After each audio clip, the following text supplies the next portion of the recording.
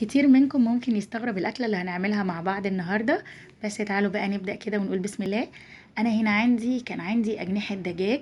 أنا بجيب الفراخ على بعضها وبعدين بطلع منها بانيه وأوراك وكده، فبيفضل عندي الأجنحة بتاعتها.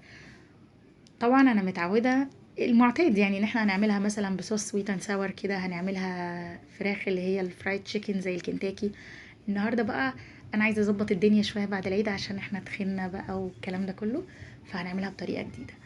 انا النهارده حطيت عندي بصلتين، طماطميتين، التوابل بتاعتي اللي هي عباره عن كاري، حبه زعتر، فلفل اسود. كاري بقى انا بحب الكاري جدا في اي حاجه فيها فراخ، حطوا كاري. وحطيت طبعا معلقتين صلصه. وكنت مجهزه عندي الخضار بتاعتي، حطيت نص كميه التتبيله دي على الخضار، والنص التاني هدعك بيه الاجنحه بتاعتي كويس قوي وهوزعها بيها. وهبتدي ارصها، هي طبعا اجنحه على رقابي على الحاجات اللي هي بتبقى طالعه من الفراخ، لان احنا ما بنحبش صدور الفراخ فبنعملها بانيه. وهفضي طبعا برضو الكميه اللي فضت على وش الصينيه كده، تديها شكل لطيف كده عشان تبقى متحمره. هشغل عليها طبعا البوتاجاز من فوق عشان ما تاخدش وقت طويل قوي في الفرن. بصوا بقى، كانت هنا ابتدت بقى تنزل الخضار المية بتاعتها، وما نحطلهاش مية خالص يا جماعة. وطبعا بعد ما تتشرب ميتها ادخلها الفرن على الشواية. هنا كنت بعمل بقى الرز بتاعنا الجميل اللي بالشعرية، اللي هو بصي تحسيه كده بيتكلم لوحده. وانا بحب افضي المية للرز تكون مغلية من الكتل، ومجرد ما بفضي المية بهدي عليه النار. هنا بقى كنت خلصت، بصوا بوريكم الصينية بتتكلم لوحدها.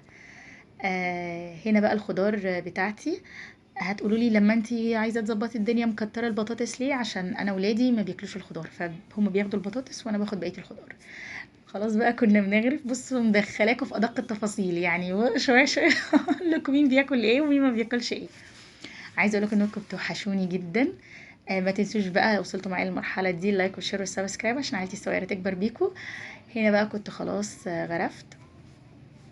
عايزه اقول لكم، يعني بصوا ممكن ما تصدقوش بس والله كان طعمها حلو جدا. مش عشان أنا اللي عاملاها، بس هي كان طعمها حلو. انا ساعات بعمل حاجات كتير ممكن ما تعجبنيش، وهنا السلطه كنت عاملاها من الصبح، مش عاملاها مخصوص.